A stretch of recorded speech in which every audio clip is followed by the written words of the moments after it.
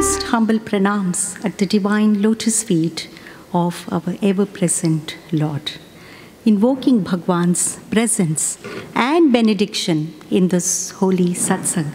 Respected elders and my dear sisters, brothers and children, my loving Sai Ram to all of you. Firstly, I offer this satsang at the divine lotus feet. When God created man, God started having problems. Man would run to God, grumbling and complaining all the time at the drop of a hat. If it is raining, he would come and say, "Oh God, why did you create this rainy season? I cannot go out." And come summer, he would again complain, "It is such a wretched climate. And what is this, O God?"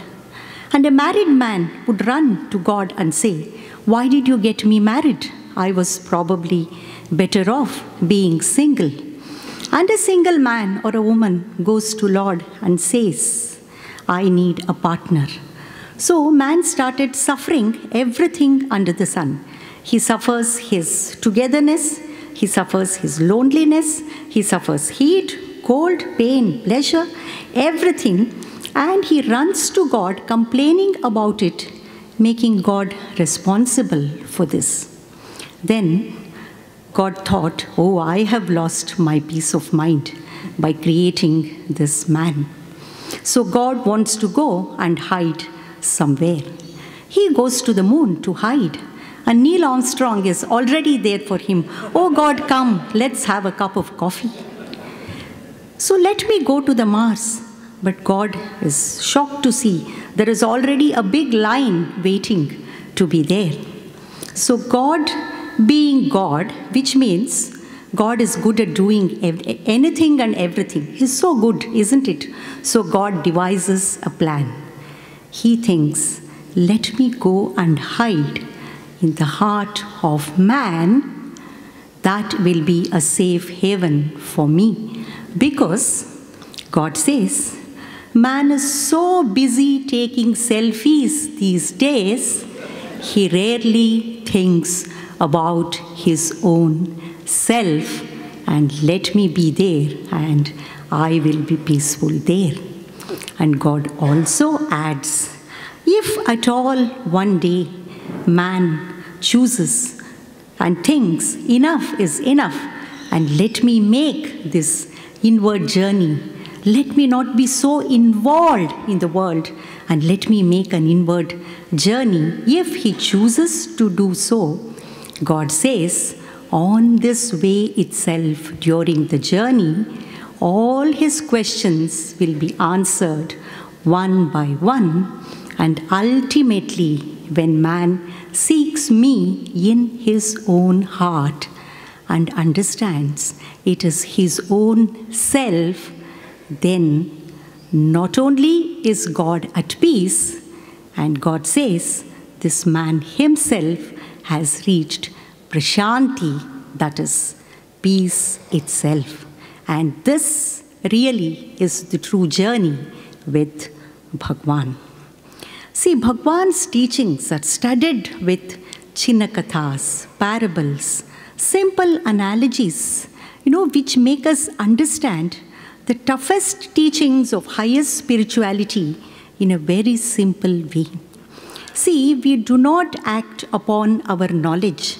Our actions are not based upon our knowledge, isn't it? The knowledge is there here. I'm not the body, I'm not the mind. But how do we act? So our actions are based upon our conviction.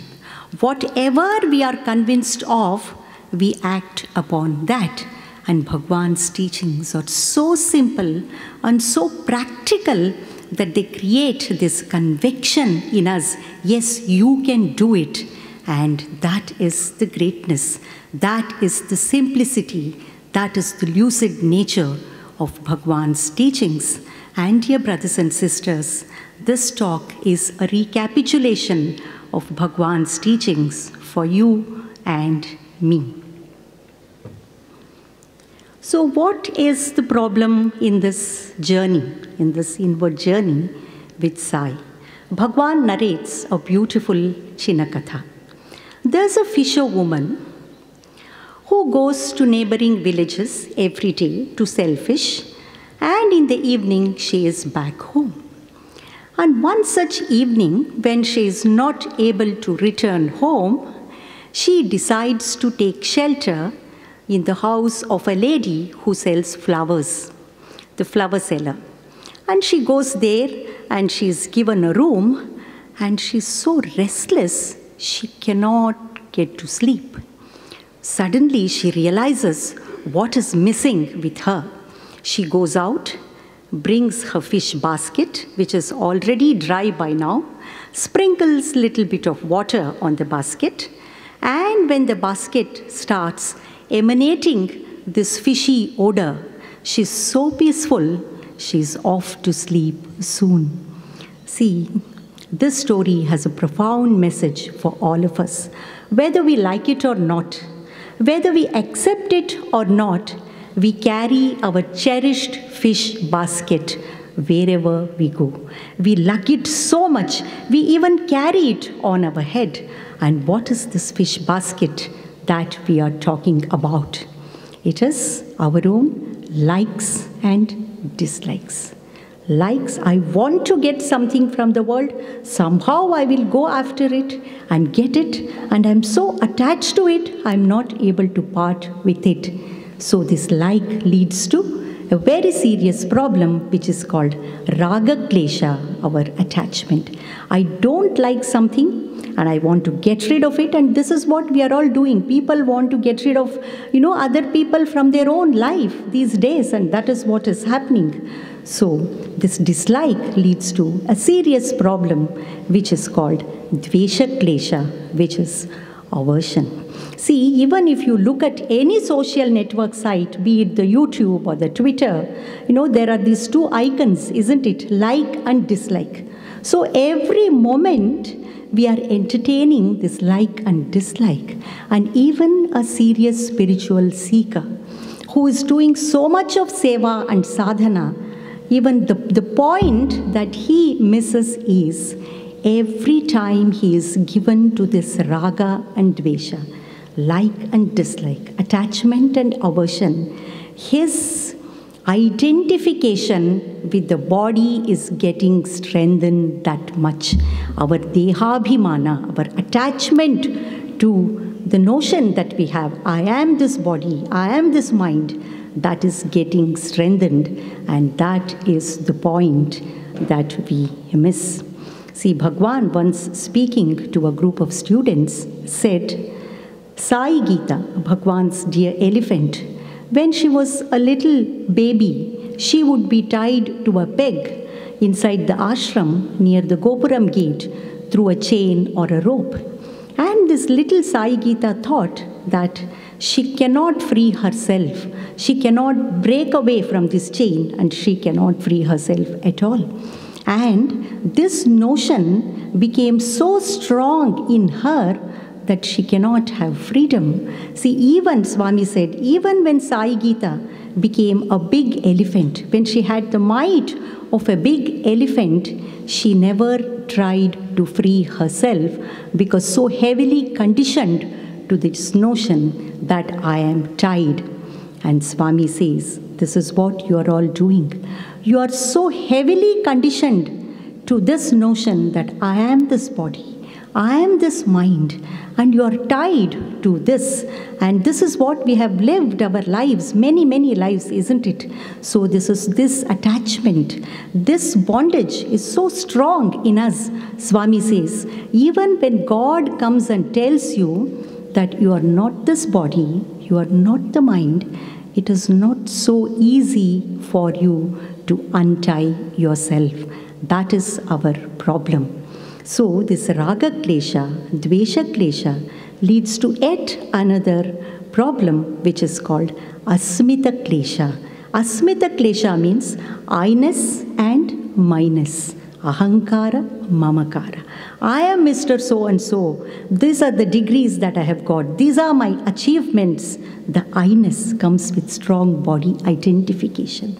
And minus. I must get this because I have done this. This belongs to me. This is mine. Mamakara. And this asmita klesha is what leads to yet another problem, which is called Abhinivesha klesha. It is not your national president, brother Abhinesh. It is Abhinivesha klesha, which means clinging on to the body so strongly. See, we are so attached to the body. We think we will live forever and ever in this body. That is why we keep on accumulating things. Tomorrow, day after tomorrow, this will be useful to me. And this is what our tendency is, this clinging to the body. See, there is this Yaksha Prashna episode in Mahabharata, which is a rapid fire round between Yudhishthira and the Yaksha. One of the questions that the Yaksha asks Yudhishthira is, what is the most astonishing thing in the world? And Yudhishthira says, every day man sees people around him going to the abode of death, the Lord of death, Yama, but yet he thinks he himself will not get an invitation from the Lord of death, Yama, clinging on to the body. This is what Abhinivesha klesha is. Well, where are all these problems coming from? Raga, Dvesha, Asmita, Abhinivesha, they all come from the single root cause, which is called Avidya klesha. Avidya, ignorance. Ignorance of what? Ignorance of our own true nature. We do not know who we are. Though Swami keeps reminding us, you are not one but three. What you think you are, that is the body. What others think you are, that is the mind. But you are truly what you are. That Atman, that consciousness, the spirit in us, and the body and mind are only the matter, the ever-changing matter, but the constant thing is the consciousness which appears as this body and mind. And we do not know we are that consciousness, that spirit. So we do not know that we are complete by ourselves. So what happens? There is this incompleteness in us, this inadequacy, this insufficiency. If I get something from the world, some object, some relationship, then I can be happy. Then my life is fulfilled. And this is what we are doing constantly. So this avidya, ignorance, gives rise to kama, desire in us, desire for the world. If I take an exotic holiday, only then, I can be rejuvenated and I can, come back to my work energized. And the house that I'm living in is not good enough. Only if I move to a bigger mansion, I will be happy. And this is the karma, the desire. And this is this karma that prompts us to act in the world to fulfill the desire. And this is called karma. The cycle itself is avidya, karma, karma. So when we are acting like this in the world, engaging in karma, naturally the doer of karma is born in us. This is called the doership, kartritva bhava. And this doer of karma naturally demands the fruit of action, isn't it? That is exactly why he is acting in the world, to fulfill his desires, to get something from the world. So there is this enjoyship or experiencership, which is called bhoktritva. And to enjoy or suffer the fruits of our own action, one lifetime is not enough. And that is why we keep coming back again and again to bodies after bodies. Punarapi jananam, punarapi maranam. The transmigratory cycle of birth and death continues for us because of this avidya klesha. So, constantly what we are doing, having come into the world, we want to avoid suffering, we want to be happy all the time. This is a quest for happiness. That is why we want to fulfill our desires also, to get happiness from the world, isn't it? How does man seek happiness? There are these 4 pursuits that our scriptures speak about, which are called as the Purusharthas. Dharma, Artha, Kama, Moksha, Purushartha. First, let's see what Kama Purushartha is. Kama literally means desire, as we all know. But by fulfilling our desire, what are we seeking? We are seeking pleasure, happiness, but an inferior form of happiness is what we are going to get from Kama Purushartha. That's why it's called as pleasure. And there is no dearth of avenues for seeking pleasure, especially in this day and age for us, isn't it? A boy who is so busy playing his video games or computer games, or all of us who are so busy engaged, surfing the net all the time, busy with social network sites. And a man, a young man who hangs out in a restaurant or in a movie theater for some pleasure, these are all Kama Purushartha avenues. And someone who takes to smoking, drinking drugs, that is also for the sake of pleasure, and they are also for the sake of Kama Purushartha. Well, what is the nature of happiness that we get from this Kama Purushartha? We all know very well. We are experiencing it day in and day out in our life. This happiness is short-lived. It is momentary, isn't it? The moment, the happiness that we get from fulfilling a desire, it is soon lost because another desire builds up in our mind. The mind again becomes restless, and this pleasure or happiness is no more there with us. And not only this, something which gives us happiness or pleasure today, we need more and more of it tomorrow. This is the problem with all the substances. One cigarette which gives pleasure today, tomorrow the same person needs more and more of it, and varieties of it. And that is why Somerset Maugham once said, if you single-mindedly chase pleasure, soon you will find that nothing pleases you anymore. So much for the happiness that we get from Kama Purushartha. And we also know this is what, takes us to addiction and habit formation, chronic substance abuse disorder. Such a great problem today. It comes from chasing Kama Purushartha for the sake of happiness. Even our addiction to social network sites, that is also only Kama Purushartha. We all know it very well, isn't it? And there is one more problem that comes from Kama Purushartha. See, if you give me one gulab jamun, I am happy because I love the sweet. And 2 gulab jamuns, probably my happiness quotient goes up. 3 gulab jamuns, I don't know whether happiness goes up or not. My stomach is full. I say no, but you still force me take one more. I even feel like throwing it up. Something which was a matter of pleasure, happiness for me a moment ago has become a matter of pain for me. This is the nature of happiness that we seek from Kama Purushartha.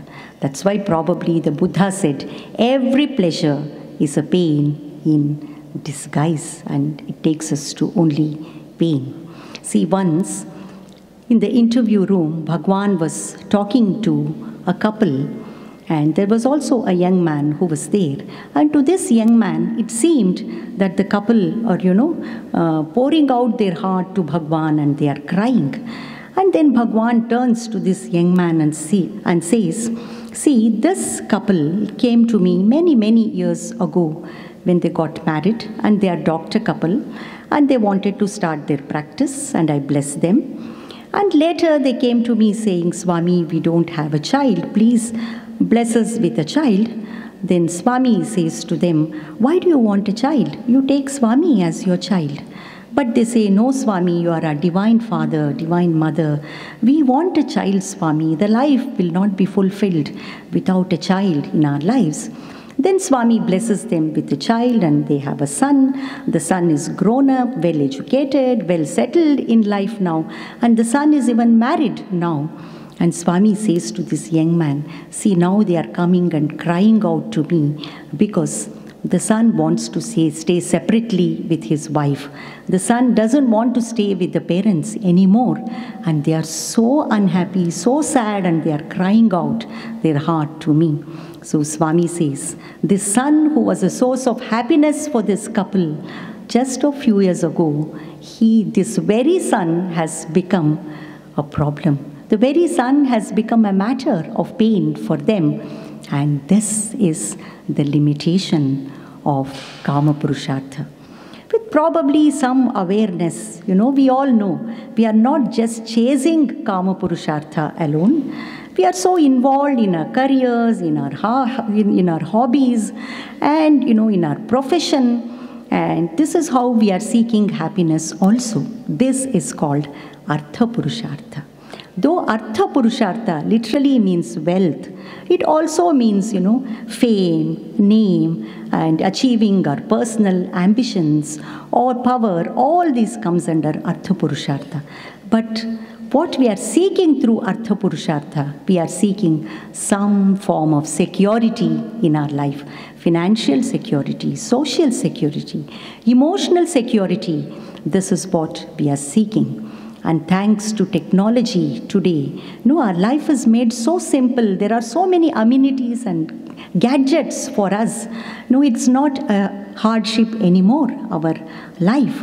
But with all the things that we can buy from, what the money can buy for us, can we say with all these comforts, are we happy? Are we really happy? Can we say that we are happy because I can afford so many comforts and I can afford all this and I have made name and fame in my career and, in my personal life? At the most, we can say we are comfortably unhappy with all the comforts that we get from Artha Purushartha. So this is the limitation of Artha Purushartha. And there is one more facet to it. See, when we have made a name and fame and we are in a position, the very, thought of losing this power and position, that causes fear, that causes insecurity in us. And this is also the limitation of Artha Purushartha. So we have seen the world enough. We have had Kama, we have had Artha, and we have grown in our spiritual awareness. Then what is available to us for the sake of happiness? It is Dharma Purushartha. We all know, isn't it? At least having come to Bhagwan, we should lead a life of morality, ethics, and we should do the right thing, the righteous thing. And that is what we are all probably doing also.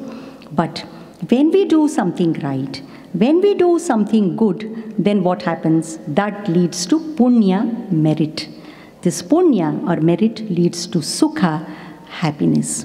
So, to enjoy this sukha or happiness, we ourselves have to come back again and again to these bodies. This is the limitation of even Dharma Purushartha. Probably we get a good life, but yet Dharma Purushartha is still a finite means for the infinite happiness that we are seeking. We want to be happy all the time. The highest happiness, infinite happiness, this is what we are seeking. Because our nature is this infinite nature. This is there in us. And this is what we are seeking. But even Dharma Purushartha is a finite means, a limited means. See, it is said, if you want to be happy for a day, go for a picnic. If you want to be happy for a week, take a vacation. If you want to be happy for a month, get married. If you want to be happy for a year, inherit wealth, either your father's or father-in-law's. That will give you happiness, probably for a year. But if you want to be happy forever, come to spirituality. Come to Moksha Purushartha. What is moksha? Bhagwan says, moksha is mohakshaya. Mohakshaya, moha, the delusion. The delusion that I am this body, I am this mind.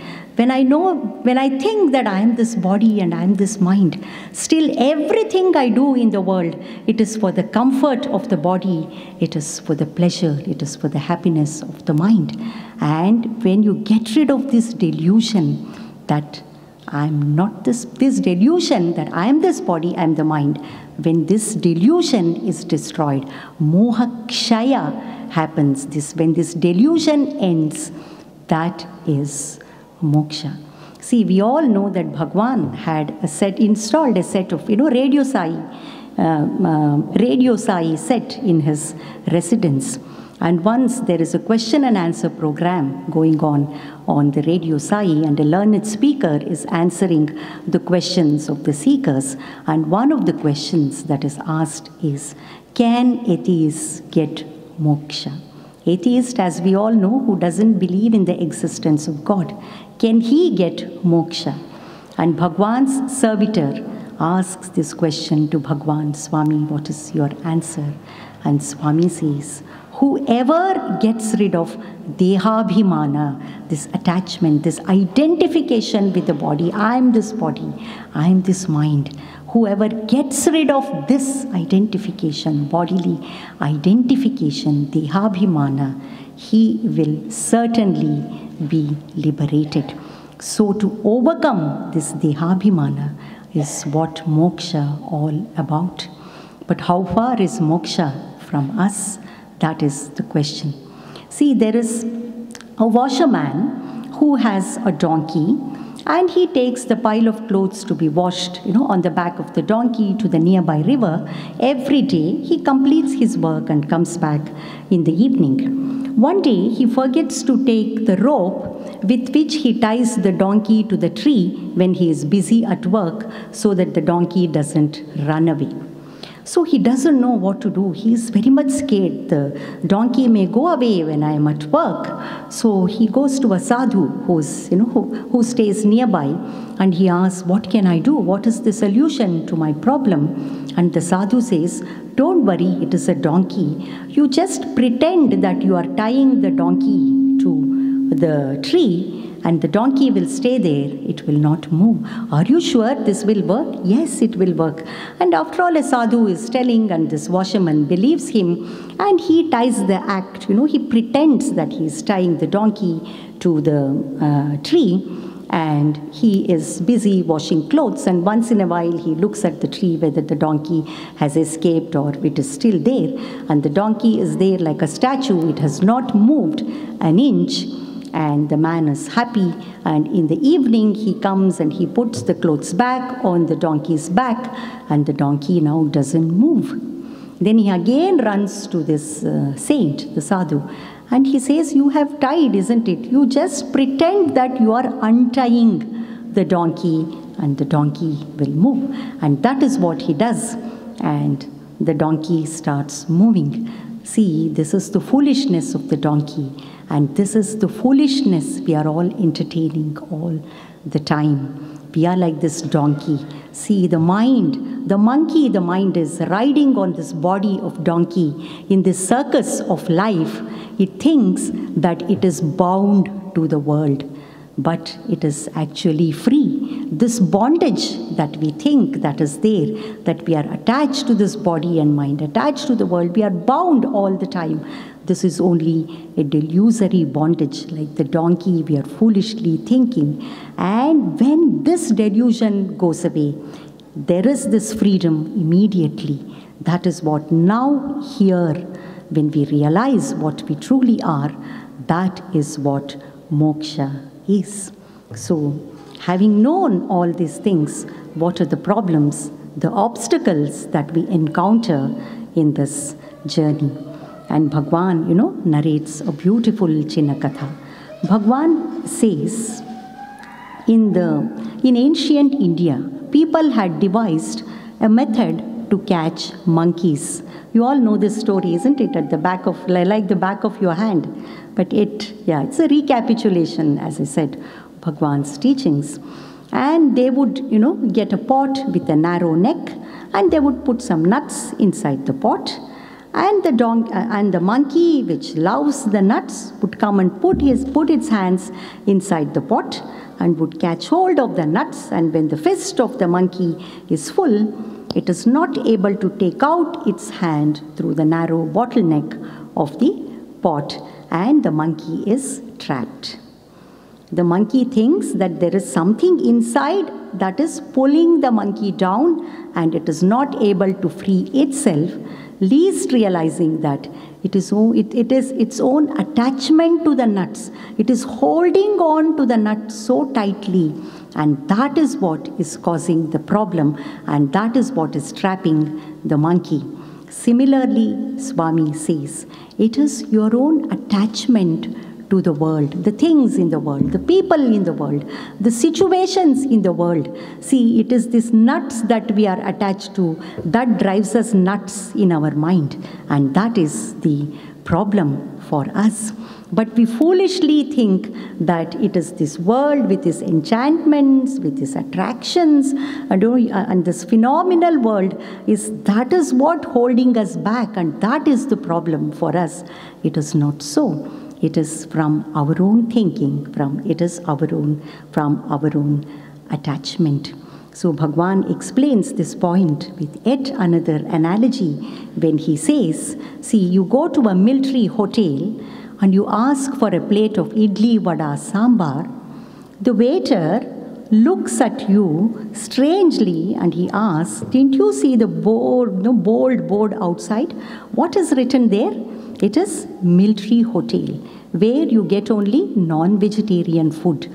And coming here, if we want the South Indian canteen, breakfast, idli, vada, sambar, we cannot get it, isn't it? Swami says, similarly, the board against the world itself is anityam asukham lokam.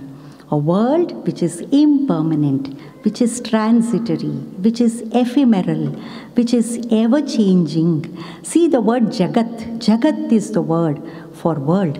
What is Jagat? Ja means Jayati, that which is born. Anything that is born should go away one day. So, Ga means Gamyati. It just goes away, it just vanishes. It is there. It is so ephemeral. Ti means Tishtati. In this period in between, it momentarily stays for us. And that is the nature of the world. Anityam, the ephemeral, ever-changing, phenomenal world. And Asukham, which is full of misery, which is full of sorrow. As we saw, every pleasure is a pain in disguise, and ultimately it leads us to sorrow, isn't it? So, having come into this world, if you are asking for finite happiness, for infinite happiness, from this or unchanging happiness, from this changing world, the ephemeral world, the world full of sorrow, how is it possible for you? So what is the answer to this problem? As Bhagwan says, Anityam asukham lokam imam prapya bhajasvamam. Take recourse in worshipping the Lord. See, the very first bhajan that Bhagwan taught us is Manasa Bhajare Guru Charanam. Take refuge in the lotus feet of the Lord, and He will guide us and He will show us the way. And that is exactly why Avatar comes. As Swami says, you are born in order to learn how not to be born again. And Swami adds, to show Manava the way to Madhava, the way to immortality.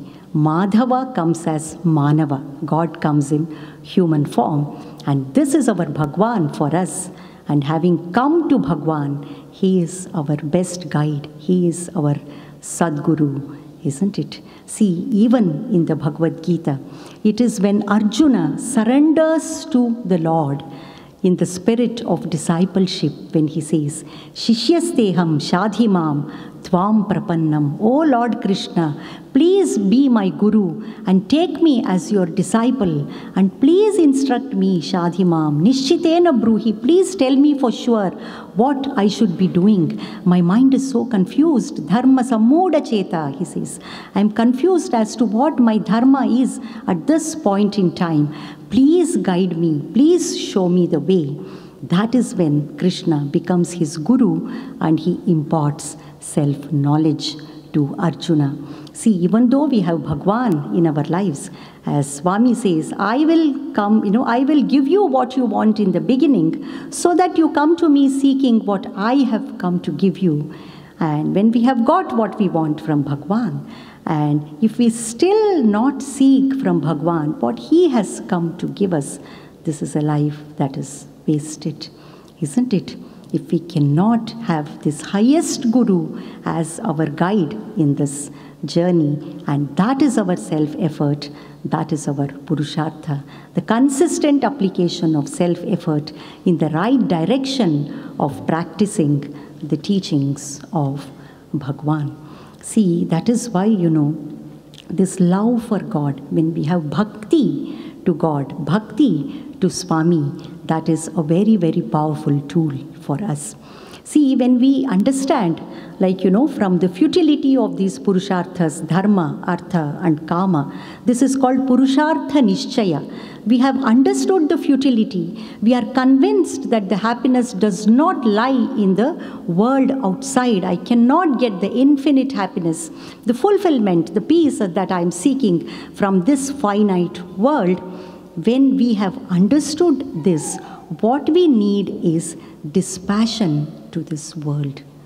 Certain detachment to the world, knowing fully well, based upon the strong conviction that what I am looking for, I will not get in this military hotel. That conviction. And this conviction is what is known as Vairagya or Viraga. Viraga, Vitaraga, without attachment to the world. So that is what dispassion, that is what detachment is. But Viraga also is Vishesha Raga. Vishesha Raga means special attachment. So when we have this special attachment to Bhagwan, through this, Viraga, we can get rid of the other Viraga, that is Vitaraga. When we, as Swami himself says, when you attach yourself more and more to Swami, there is naturally detachment to the world. The more and more we grow in our bhakti, in our love, in our Daiva Priti to Bhagwan, the more and more, he becomes the beloved. See, even in our worldly life, when we have, a beloved, we want to please him or her all the time, isn't it? When Bhagwan becomes our beloved, we know we want to please him through our thought, word and deed. So we tend to test our thought, word and deed on this touchstone. Will Bhagwan approve of this? Will Bhagwan be pleased if I speak this way, if I act this way, or if I think this way? And this Daiva Priti, the love for him, that we want to please him all the time, that we want to get his approval, that we want to practice what he says, that we want to obey Bhagwan. And that is what, helps us to get rid of this attachment to the world, and we grow more and more in detachment to the world. That's why Bhagwan says, Bhakti gives you Shakti, the strength. For what? Shakti, to have Virakti, that is dispassion, detachment to the world. And it is this Virakti that will take you to Mukti, that is liberation. So this Daiva Priti, Imam Prapya Bhajasvamam, that is one of the most powerful tools for us to do Purushartha Nishchaya and to make Moksha Purushartha the only pursuit of our life. And Bhagwan also draws our attention to another important point in our journey, that is, Swami says, when you invite a blind man to your home for a dinner, the blind man does not come alone. He comes with a person who attends to him, who takes care of him. And you cannot afford to say, I will have my guest, the blind man, alone and not the other. Swami says, this is how the world is. This happiness or pleasure does not come to you alone. There is always a companion. There is this pain. That is the nature of the world. The dualities of the world, the dvandvas in the world. And that is what the nature of the world is. Wherever there is pleasure, there is pain. Heat and cold at the level of the body. Happiness and sorrow at the level of the mind. And success and failure at the level of the intellect, and praise and criticism at the level of the intellect, at each and every level of all the matter layers in us, the body, mind, intellect, there are these dualities. Matra sparshastu kaunteya shitoshna Sukha Dukkada, the Bhagavad Gita says. The way you interact with the world, that itself produces these dualities. It is unavoidable. So what is it that we need to do to overcome this duality? And Bhagwan says that is why it is very important for you to have equanimity, samabuddhi, to take both pleasure and pain the same way. See, if we look at the dualities, the pain and the pleasure, especially this dosa or idli, the pain is like the dosa or idli, the main thing that we eat. And this pleasure is only chutney. It is so small for us. Mostly the pain is there, not the pleasure, isn't it? That is what we are all going through. And that is our problem. So to overcome this, Swami says, equanimity. And Bhagwan gives us so much importance to equanimity. He says, equanimity is the only full-time devotion to Bhagwan. Speaking to a university, institute teacher, Swami asks, what are the types of, employees in a company? And this teacher replies, Swami, there are two types of employees, full-time employees and part-time employees.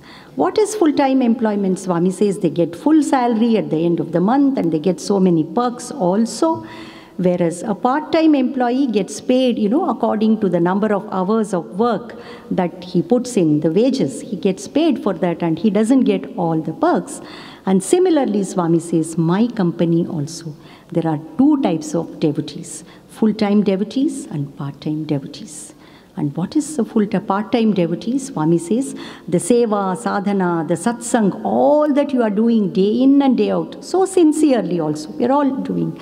That is all part-time devotion, Swami says.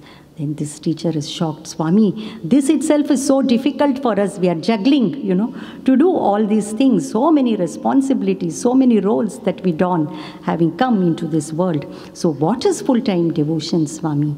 Swami says, equanimity.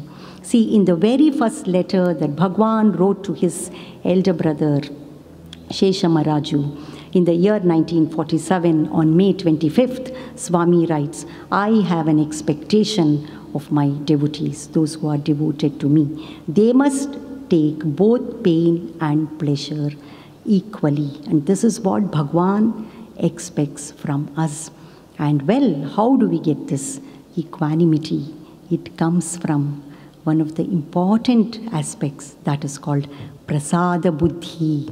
When we learn to receive every outcome of every action of ours, whatever we do, as the prasadam of the Lord, good or bad. There is probably something goes well, that is also his prasada, and something not so well, that is also his prasada. When we have this prasada buddhi, that leads to manaprasada. Manaprasada means tranquility of the mind, pleasantness in the mind. The mind will not be agitated. The mind will not be restless. Even when something goes wrong, the mind will be peaceful. That is why doing everything as naivedyam to the Lord, as an offering to Swami. Swami, this is for you I am doing, and I don't want anything from it personally. I'm not asking what is in it for me. I have done my level best and I leave the rest to you. See, it is only when we have an eye on the fruit of action, what am I getting out of it, that is when we are stressed. That is when we are anxious. That is when we are able to focus on the task itself. Isn't it? This selfishness. What am I getting out of it? We are so stressed because of it. On the other hand, I am doing it as an offering to Swami. I have offered this to Swami. No, it is the spirit of dedication to the Lord. I have done my best and I leave the rest to Swami. That is when we are peaceful.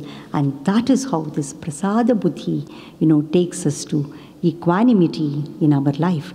And there is this another beautiful mantra that Bhagwan gives us, especially when we are going through this various vicissitudes of life. See, there is a king who once calls his wise minister. See, in every story, somehow the minister is wise. He will advise the king. We have seen, isn't it? So here also there is this wise minister, and the king calls him and says, give me one sentence by reminding which I am not elated when, I achieve something and when there is happiness, and I am not dejected when something goes wrong. Please tell me this one sentence I want. And the wise minister also has no clue. He doesn't get an answer. He comes home and his daughter asks him, "Why are you so worried, father?" He says, "I have to get the answer to this question that king has asked me. One sentence I have to give the answer." And the daughter says, "Take me to the king tomorrow, I will solve his problem." And next day she comes along and she says, "O king, make a sticker and inscribe these words on the sticker and stick it on your forehead. Stand in front of the mirror and read that and let it sink into you.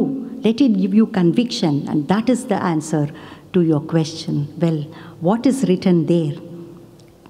The words are, "This too shall pass. Neither pleasure nor pain is permanent. Everything is a passing cloud," as Bhagwan says. See, this too shall pass is such a dear mantra that Bhagwan has given us. And Brother Sai Giridhar was telling us in a convocation drama where Yudhishthira had to tell this dialogue, "This too shall pass." Like, this is the mantra that is given by Lord Krishna to Yudhishthira in his testing and trying times, to remind, to keep himself peaceful and to have the courage and strength to go through that vicissitude. Then Swami made him repeat this mantra, 4 times, like every time, emphasis on each word. This too shall pass. This too shall pass. This too shall pass. This too shall pass. So everything is impermanent. It just comes and goes. As the Bhagavad Gita says, "Agama apayino anityaha." It just comes and goes. And it is anitya, it is temporary, it is impermanent, ephemeral. So the Lord says, "Tam titikshasva bharata." Have this forbearance, have this fortitude, have this equanimity. This too shall go away. See, Bhagwan has given us such simple tools for us, reminding, which we are able to, journey easily in this, journey with Sai. And another thing that Bhagwan speaks about is, Swami says, when you are, driving a car in the rough roads, then what happens when you have to shift the gear, through these rough roads, and you have to press the clutch, isn't it, to make the transition smooth from one gear to the other. Similarly, when you are traversing through these rough roads of life, alternating between pain and pleasure, triumphs and tragedies, when, in order to make the transition smooth in this journey through the dualities of life, hold on to the clutch, hold on, press this clutch of faith that whatever happens, happens for my highest good. Because Bhagwan knows what is best for me, and He will give me that. And I need not break my head, and I need not be stressed or anxious anymore. And this faith in Bhagwan, see, the bhakti itself starts from our faith in God, isn't it? See, even in the Bhagavad Gita, when we say Bhakti Yoga is probably the easier of all the 3 yogas, the Lord teaches Bhakti Yoga only as late as the 12th chapter in the Bhagavad Gita to Arjuna. Why so late? Before that, in the 11th chapter, the Lord shows him his cosmic form, Vishwarupa Darshana. It is only when Arjuna is fully convinced that the person who is in front of me, who is teaching me all this, is not ordinary being. He is that cosmic Purusha himself. When he is convinced of the omniscience, the omnipresence, the omnipotence of the Lord, when his faith grows in Krishna, that is when Krishna teaches bhakti to Arjuna. So if we have to grow in our bhakti, it is very important for us to have this unflinching faith in Bhagwan. Bhagwan is in charge of our lives, and He will take care. Yogakshemam vahamyaham. He himself has reassured us. Vahami means to carry. He will carry the burden of our welfare. So this unflinching faith should take us to the next stage, which is implicit obedience. So he knows what is best for me. So let me just follow him. Let me do as he says. And that is what Arjuna does even in the Bhagavad Gita, isn't it? When Lord Krishna gives him a choice, I have told you everything. Now it is up to you. Yatha ichchasi tatha kuru. He says, you do what you want. But what does Arjuna say? Karishye vachanam tava. I will abide by your words. I will follow your instructions. So this implicit obedience to the teachings of Bhagwan is what we should, grow to from this stage of faith. When a lady teacher of Swami's Institute, in an interview, when Swami asks her, what do you want? She says, Swami, give me bhakti. Why bhakti? Swami, I have to choose Swami over anything and everything in every situation to make that choice. I need bhakti, Swami. Swami says, bhakti is already there.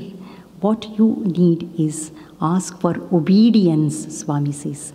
This is what we need in our journey with Bhagwan. Implicit obedience, not to cherry pick his teachings and make it suit the demand of our mind. No, that is not the thing.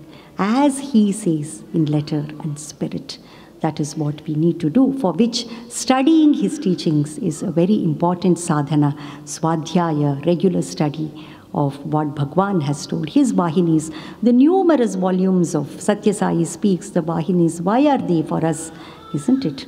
For this implicit obedience. And this is what will take us to the stage of unconditional acceptance of the will of God. Whatever happens, it is his prasadam. And this is how we get equanimity. And this is what will take us to the final stage in bhakti, that is surrender. That is whatever happens, good or bad, that is all his giving only. It is his will, and that is what I need to accept. See, we all know about James Sinclair, isn't it? A very ardent devotee of Bhagwan from the United States. And it seems Swami would address him as Sinclair Joy, because he would be so happy all the time. He was in sync with Bhagwan, and his connection with Bhagwan was so much that everything, he would be so happy. And Swami would call him Sinclair Joy. And his, dear wife, on her way to Prasanthi Nilayam to have Bhagwan's darshan, she dies in a tragic accident. And this Sinclair himself is mourning and grieving his dear wife's death. And a few days later, he comes to Prasanthi Nilayam, and Bhagwan, in the interview asks him, Sinclair, what do you want? And this great devotee that he is, who had surrendered to the will of Bhagwan, who had accepted everything as Bhagwan's prasadam, he says, Swami, I want what you want for me. Perfectly aligning our little will, the delusion that we have this free will, aligning this with the divine will. Actually, there is no free will, it's a delusion. All is his will only. And to live in this awareness every moment. And Swami, I want what you want for me. That is probably the highest prayer. And bhakti should lead us to this. Bhakti is what Swami says. Bhakti is that in which there is no vibhakti, there is no separation between the lover and the beloved. They become one and the same. So this ananya bhakti, para bhakti, the highest bhakti, is nothing but jnana itself. That there is no two, there is only one, Advaita Darshanam Jnanam. So, having come into this anityam asukham lokam, imam prapya bhajasvamam, taking refuge in the lotus feet of Bhagwan, and grow in our bhakti through these stages, trust, obey, accept, surrender, I think are very powerful tools for us. And we need this even for the path of jnana also. If we have to have vairagya, viraga to the world, we have to have this vishesha raga to the world. That is transforming our raga for the world, attachment for the world, into anuraga for Swami, our love for Swami. And this is how we transform our monkey mind, the monkey which gets trapped in the pot, into a monk-like mind. Monkey into a monk-like mind. Monk-like mind is the spirit of internal renunciation. And that is what, that is how we can having Bhagwan as our guide and Guru and our companion. These are the tools that are available for us. And another aspect, in this journey, Swami also reminds us about this. See, whenever we see, a huge banyan tree which has, survived for years and probably centuries, and which has withstood the nature's fury, the onslaught of tornadoes and, heavy rainfall, but it is still there surviving. We admire the beauty of this tree. We admire the tenacity. We admire the endurance of this tree, isn't it? But when it comes to our own life, even a small thing will upset us so much. We start blaming everyone, our spouse, our children, our boss, the society, the government, God himself. We are so upset by these little changes in our life. We cannot take it because we have this insistence. I want only this particular thing. When something goes out of the way, resistant to it. Resistance, this insistence plus resistance, that is the sure formula for sorrow.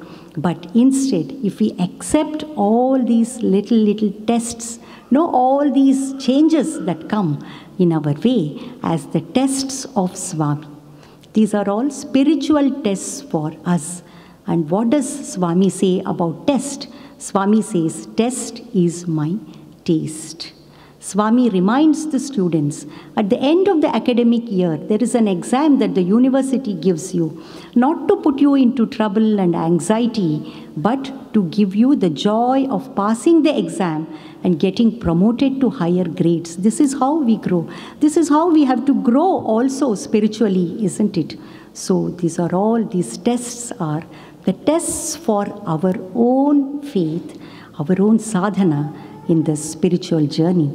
It is there for us to have the joy of going through the test and getting promoted to higher grades in our journey. That is why every change should be, welcome for us, because every situation in our life, especially the difficult ones, the difficult relationships in our life, the difficult things that we have to go through in our life, that is all tailor-made, that is all designed in such a way that it gives us an opportunity to grow spiritually, to hold on to Bhagwan more and more, practice his teachings, and that is how we grow in our spiritual journey. That is why, this suffering is such a powerful tool for us in this spiritual journey. Swami also says, when you drive a nail into the wall, then what happens? You just pull out the nail and see whether the nail is strong enough to hold the picture that you want to hang on the wall. Similarly, when we are journeying with Bhagwan, in our life, Swami too, once in a while, he pulls out this nail of sadhana that we are doing, the nail of namasmarana that we are doing, to check whether this has enough strength, this has enough faith, enough strength to hold the picture of Swami himself in the wall of our heart. And these are the tests that come our way, so we should not get deterred by these tests, and they are all welcome for us. Once, a student comes and tells Bhagwan, Swami, you say this Mirabai, Sakubai are such great devotees, but in their life all they had was suffering. Isn't it, Swami? Then Swami asked this boy, who told you? Did they come and tell you that they were suffering in their life? Swami says, they were so immersed in Bhagwan, in God, that all this bodily pain and all this suffering did not matter to them at all. And when Swami himself was confined to the wheelchair for the first time when he had the hip fracture, when a devotee asks Swami, Swami, do you have pain? And Swami says, Noppi undi kani suffering ledu. After all, this is the body, it goes through all these changes. But though the pain is there, suffering is optional for us. Swami says, suffering is not there. That, for us comes from our inner peace in this journey with Bhagwan. And suffering is a better teacher than happiness, isn't it? We all know this. Suffering entitles us to the grace of Bhagwan. See, once a student who had just, entered Swami's university, he did not have much faith in Bhagwan and he did not know much about Bhagwan. And, Swami is giving a discourse in the Trai Brindavan session, and Swami is standing and speaking. And the student is blessed to do Pada Seva to Swami. And when Swami is speaking, Swami lifts his foot like this, and the hand of this boy goes underneath the foot of Bhagwan. And Swami presses his foot on the hand of this student. And after some time, the pain is so unbearable, and he even comes to the extent of screaming out of pain. And then Swami, releases the pressure. And this student later, he comes to know that he was suffering from sinusitis headache, which was a great problem for him. He could not concentrate because of this sinusitis headache. And later he meets a doctor who is a specialist in acupuncture and acupressure. And this doctor demonstrates to him, he holds his hand so tightly that it is to the extent of causing so much pain, and he releases it and he says, this is the treatment in acupressure for sinusitis. And Bhagwan had already cured him of this disease by giving him the pain. So this suffering is the bitter medicine that our divine Sai Ma administers to us to cure us of the most deadliest disease, that is Bhavaroga itself. See, it is when we are going through suffering that Bhagwan is with us, and he is carrying it as in his arms, isn't it? There is this beautiful story, the footprints in the sands of time. One night, a man dreams that he is walking with God on the sands of shore, and many scenes from his own life flash before his eyes. And he always sees the two sets of footprints on the sand. He intuitively knows that one belongs to him and other to the Lord. And he is so relieved. But when he is going through the most testing times of his life, then he can see only one set of footprints on the sand. And with great anguish, he asks God, "Oh God, you had promised me that you would be always with me, and why have you left me in my most troubled times?" And God replies, "That was when I was carrying you in my arms, and the only set of footprints you see on the sand, that belongs to me." And that is how, we get the grace of Bhagwan. And suffering is such a great teacher that takes us close to reality. See, on the other hand, if we have happiness, if we are so happy with the world, say Kana, Pina, Sona, that is all is there to the world. If we are immersed in the world, we become so complacent in our spiritual journey that we are even not aware of a higher reality. We think this body, mind is everything, and to satisfy that is what I am born for, isn't it? But suffering draws us closer to reality. And whenever there is a test, we must know that Swami gives us the strength to pass the test also. Once Swami asks Rama Brahmam, he was the caretaker of Vrindavan Ashram, a very hefty man, very well-built man, and Swami says, "Come on, wear my robe." And Rama Brahmam says, "Swami, your robe," because he is so big built. And Swami says, "Nothing doing. When I tell you something, you have to do it." And he takes the robe, and somehow he pushes his big head into the robe. And as he wears the robe, lo and behold, the robe expands to suit his size.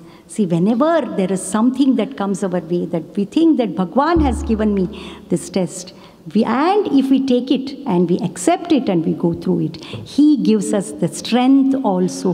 He will see to it that is done, that test is passed, and we are able to go through that. And that is what suffering does to us.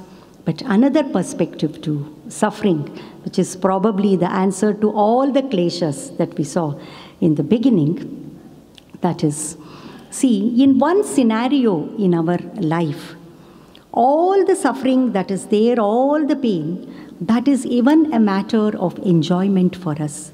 We don't get affected by it. What is that scenario? It is in a movie, it is in a drama, isn't it? We know that We are not the roles. We are not the ones on the stage. We are acting. We are a spectator to all the tragedy, the horror, the terror, all that is happening on the stage.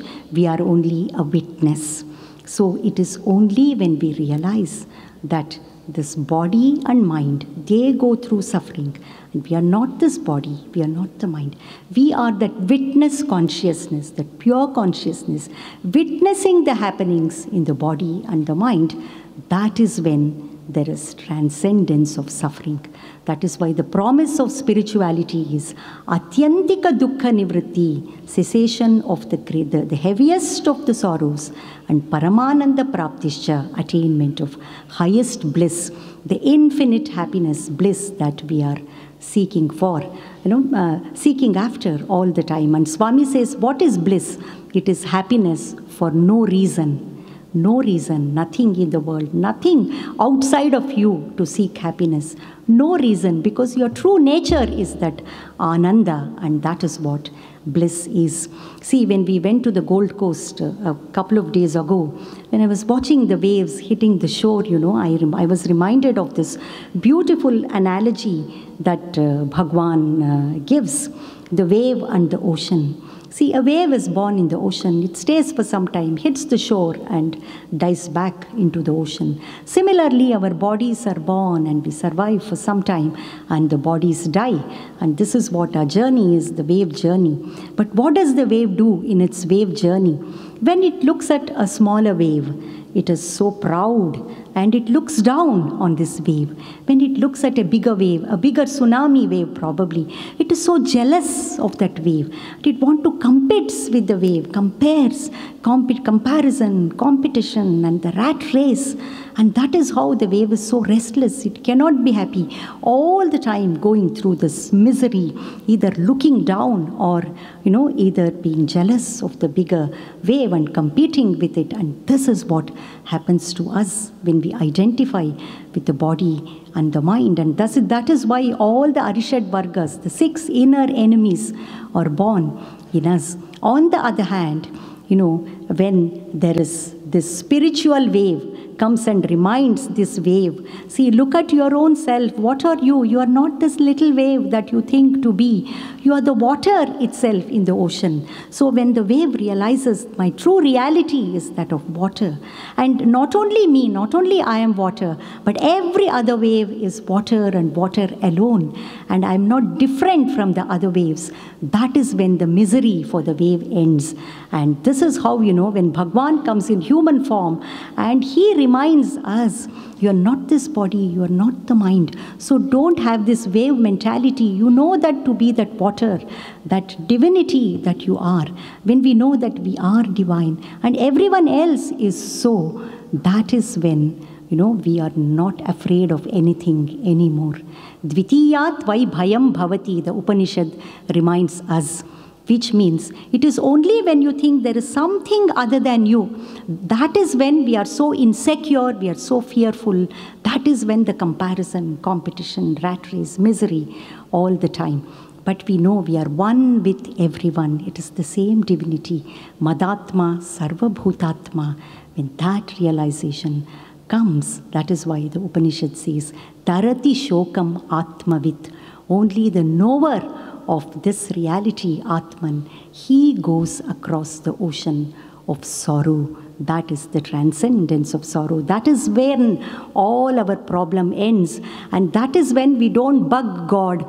Oh God, what happened to me? What is this I am suffering? Why did you create all these things?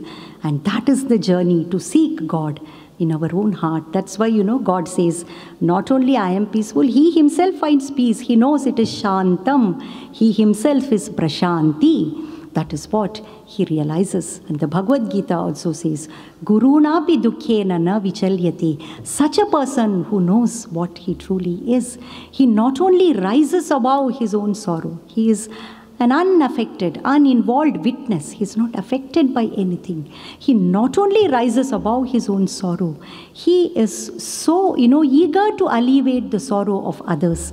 This is what we have seen in the lives of great masters, Mahatmas, the realized souls. And this is what we have seen in Bhagwan's life. He struggled for us. He suffered for us to uplift us, from humanity to the status of divinity. The descent of Godhead happens for the ascent of mankind. And that is the true culmination of this journey with Bhagwan. One Swami asks a lady, who is elder to Swami, then how old are you? And that lady replies, Swami, I am 3 years older to you. Swami says, you are not 3 years older to me. You are 3 years older to this body. See, here is the loving Lord, the compassionate Lord, who came down to our level, who never missed an opportunity to teach us this truth. You are not this body, you are not the mind. And that is his greatest teaching. And he has taught it in a loving way through his own love for humanity. And I think when we call ourselves his devotees, it is up to us, when he says these tests are his taste, isn't it up to us to cater to his taste? Welcome every test in our life and pass them by practicing his teachings so that, we make it there, to the end of this journey. And with deepest sense of gratitude, I thank Bhagwan for this wonderful blessing of dwelling on some of his teachings on the theme Journey with Sai. And I also pray to Bhagwan on behalf of all of us to bless us to hold on to him, give our mind to him, Manasa Bhajare, Guru Charanam, so that he ferries us across this ocean of samsara, ocean of sorrow, into the shore from where there is no return. And I humbly request Sister Saraswati ji to, sing the last verse of Bhajagovindam, which summarizes what Bhagwan is to us.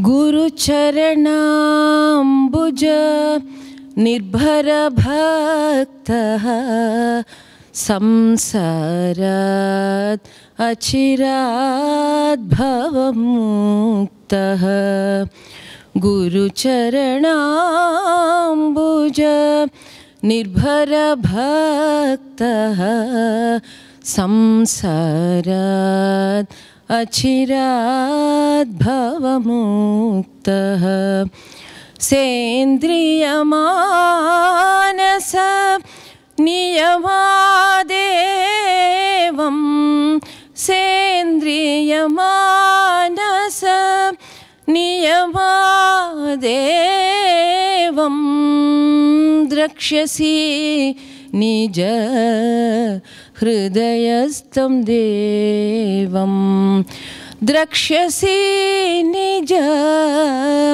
Hridayastam Devam Bhaja Govindam Bhaja Govindam Govindam Bhaja Mudhamate Bhaja Govindam Bhaja Govindam Govindam Bhaja Mudhamate. O steadfast devotee of the lotus feet of the Lord, by his grace and through the assiduous control of the senses and the mind, may you cross this ocean of samsara, the transmigratory cycle of birth and death, and may you behold his presence, who is your own indweller of your own heart. I am very grateful to all of you. I offer this at Bhagwan's lotus feet. Harihi Om Tat Sat Shri Sai Ishwararpanamastu. Thank you very much.